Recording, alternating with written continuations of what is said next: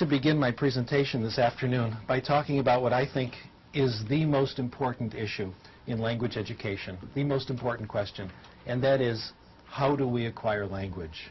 And I'd like to begin this discussion, since I'd like to show you, I'd like to take just a couple of minutes and give you some sample language lessons. I'll use a language that I'm sure you've heard before and maybe some of you speak, and you can tell me which of these two very brief lessons you like better.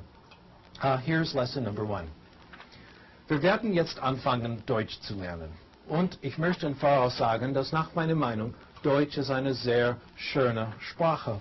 Und ich hoffe, dass Sie alle sehr viel Erfolg mit Deutsch haben werden.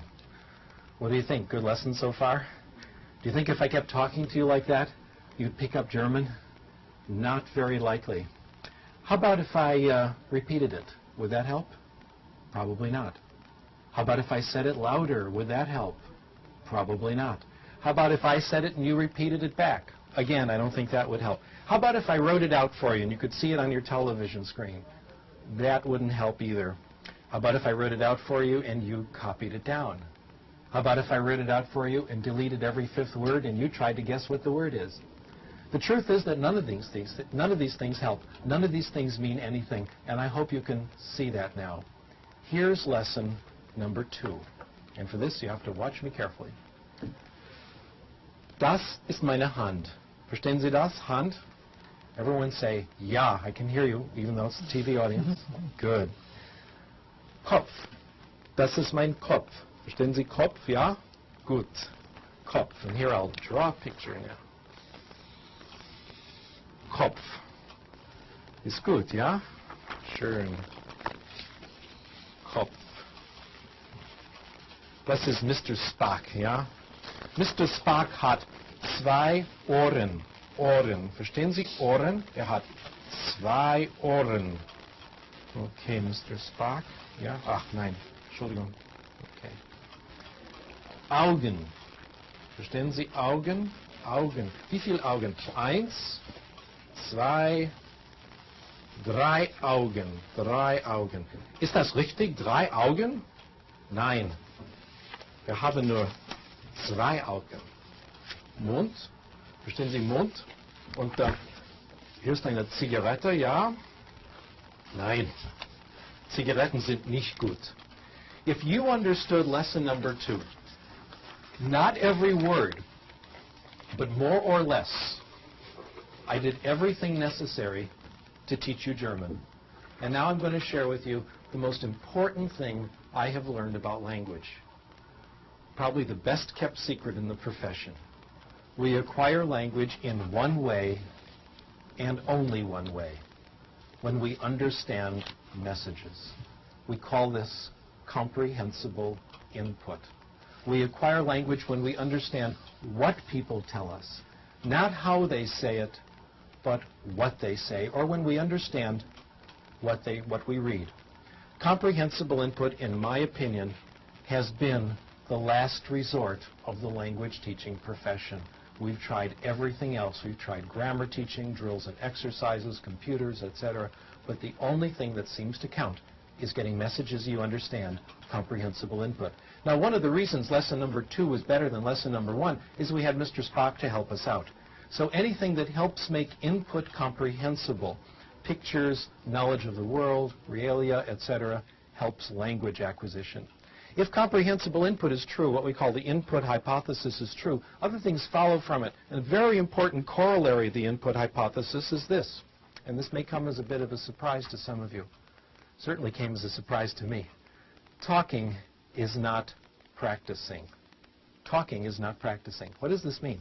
It means if you want to improve your Spanish, it will not help you to speak Spanish out loud in the car as you drive to work in the morning. It will not help you to go to the bathroom, close the door, and speak Spanish to the mirror. I used to think those things help. Now I think they don't.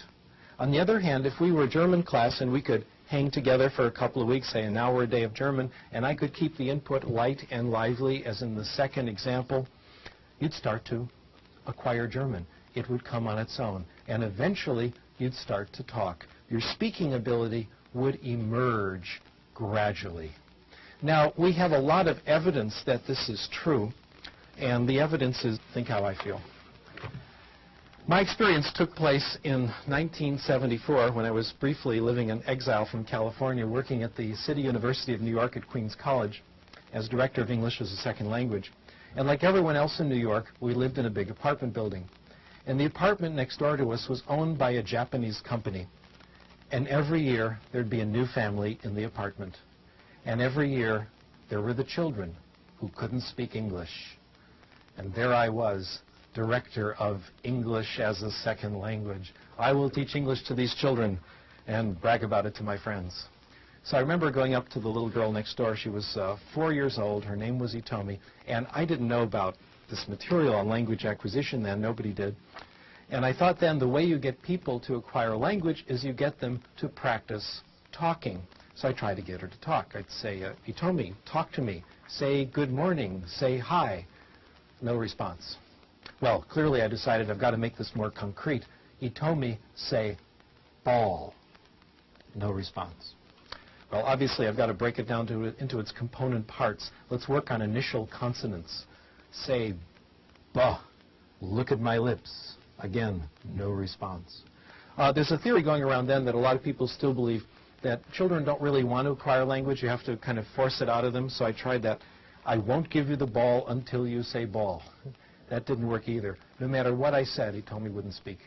She didn't say anything the first week. She didn't say anything the second week, the first month, the second month, 5 months until she started to speak.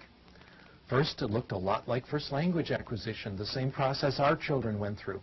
1 word, 2 words, gradually getting more complicated. Second, it came quickly. By the time Itomi and her family went back to Japan at the end of the year, her English was closing in on the way the other children in the neighborhood were talking. The question is this: what was going on during those 5 months? She was listening. She was picking out comprehensible input. When she started to speak, it was not the beginning of her language acquisition. Let me repeat that. When she started to speak, it was not the beginning of her language acquisition. It was the result of all the comprehensible input she had gotten over those 5 months. Now, a silent period for a child in a situation like this is not pathological. It's normal. It's what you expect. You'd like to have a silent period, wouldn't you? How would it be if you had to study another language, but you went to a class where you didn't have to say anything? Doesn't that sound wonderful? You can talk all you want. You can raise your hand. You can volunteer. But no one's going to call on you. No one's going to put you on the spot. Also, in this perfect class, if the input is incomprehensible, it's the teacher's fault, not yours. That's how we're doing it now.